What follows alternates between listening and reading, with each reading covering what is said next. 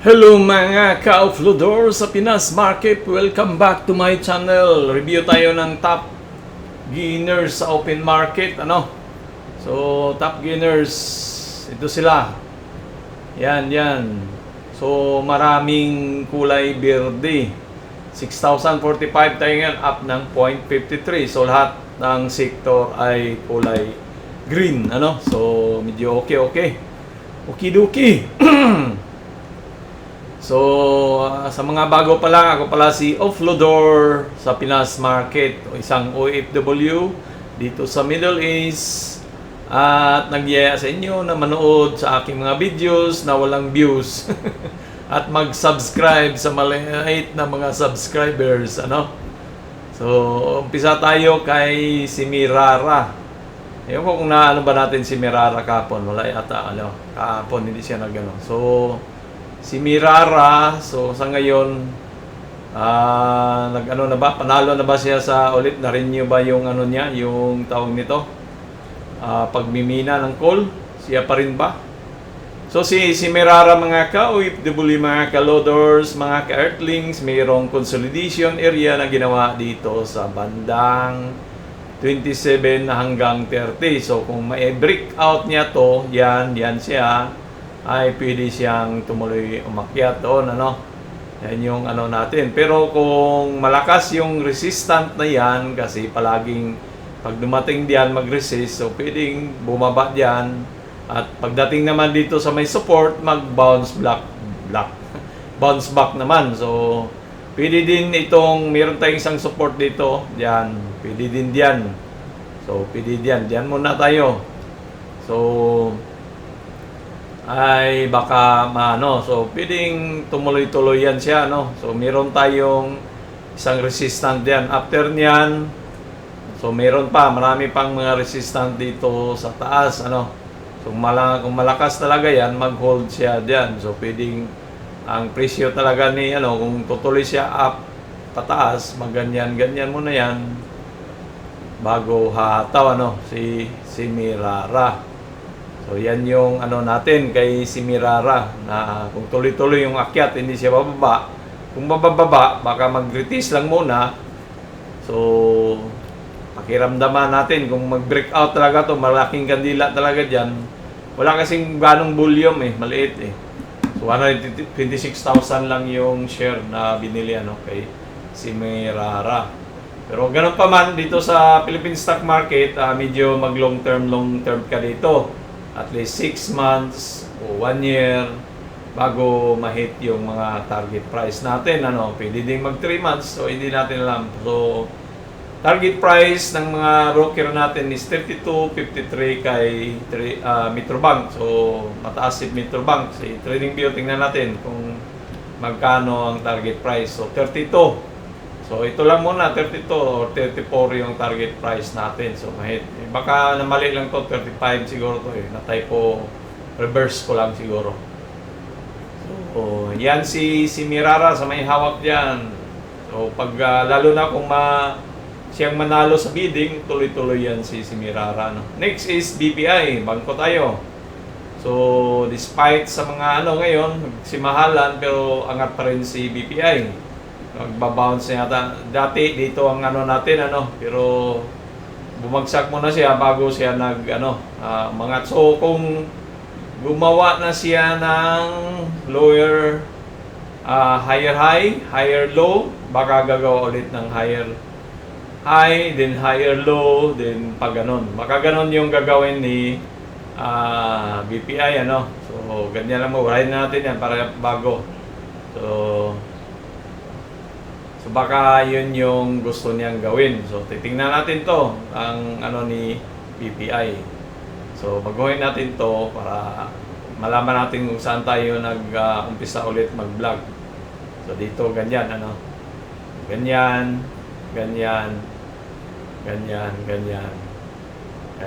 So diyan lang muna tayo sa 133. Although ang target price ng mga broker natin is 155, 143. At kay TradingView naman ay 143. So wag na nating pahirapan yung mga target price na yan kasi meron nga tayong broker bakit hindi natin gamitin at magpaniwala nakikita naman natin na may chance na ma-hit yan. Pero sa ngayon, baka dito muna tayo sa 112. Pag-usapan muna natin sa 112 kasi ito yung trend line niya, gumawa siya ng bullish plug. So, pag nag-break out yan, baka ma-hit na yung target price na 155, di ba? So, may mga resistant dito sa taas din. Yan siya, nag-consolidate. Yan siya, nag-consolidate. So, medyo napakasarap pagtulog natin. Kaya, napatagal si Uploader gumawa ng video. Mga ka-Uploader. So, next is GGEs. So, GGEs Holdings. So, dati dito yung gawa natin. So, yan So, bumaba muna siya. Ang ginawa niya, naggawa muna siya ng higher high, higher low, higher high, higher low, then baka magganon-ganon. Or baka dito magganon pa yan, kasi mayroong ganon tong ginawa niya. So, diyan, tapos diyan, tapos diyan. So, diyan lang muna tayo, So, sa loob ng channel muna tayo kay GGE. So, kung ma-hit niya yan is 26% din yung target price. So, up. So, 34, 36, call, 31 yan yung mga target price natin. Kay TradingView, hindi rin magkalayo yan.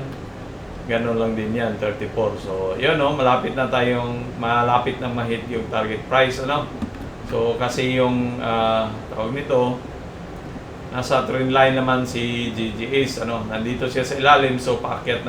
So katulad dito yung ginawa niya, ganyan.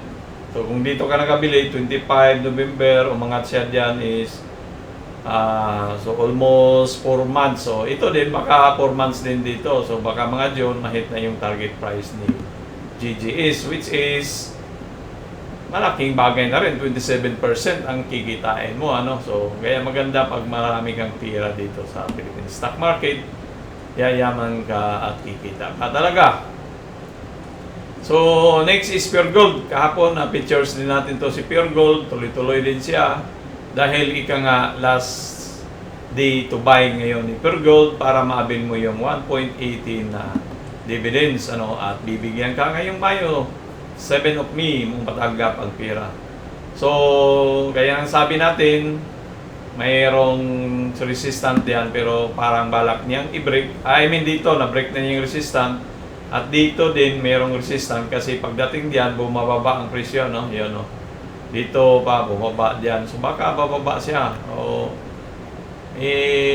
Baka bukas, kasi minsan yung mga bumibili ngayon, yung malaking volume, baka dito bumili yun, magsilabasan na kasi nakakuha na ng 16% plus piso kada share. Baka malaki yung mga volume na nabili nila, So, tayo ay nagdepende lang sa kung mayroon tayong pira. So, nakabili tayo kahapon, dito lang. Medyo maliit lang pira natin na nakuha May nagbayad kasi ng utang, kaya binili natin. May nagbigay ng pira so nakabili tayo ng mga almost 30,000 lang yung nabili natin, So, di ba, at least meron kang matanggap na 800 pesos sa pera mo. Sino magbibigay siya ng 800 na walang kapalit, So, si Pure Gold, kung bababa man yan siya bukas, kasi maraming mag-exit dahil X na, so, pwedeng diyan may support, mag-bounce back ulit, So, baka, kasi parang hindi pa gaanong hinog tong bullish plug na ginagawa. Pwede ding ganyan-ganyan muna siya diyan, mag-consume. So, nobody knows, my friend. So, ganun lang tayo. Ang target price is 47. So, paano kinuha ang 47? Itong poste na to, dinala natin diyan. So, meron tayong nakuhang, sa target price nga natin, 452 So, kung 47, dito lang yan banda, yung mga araw na yan. Pero, although, hayaan mo natin yung target price ni TradingView is mabilis tayo kasi baka mali tayo sa pasok.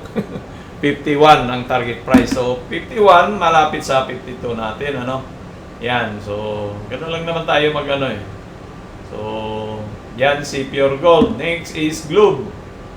Si Globe naman ay angat-angat. So, dati pang ano natin, kung naghawak na ito kay Globe ay may matanggap ka mga dividends na mataas din, 25 ano.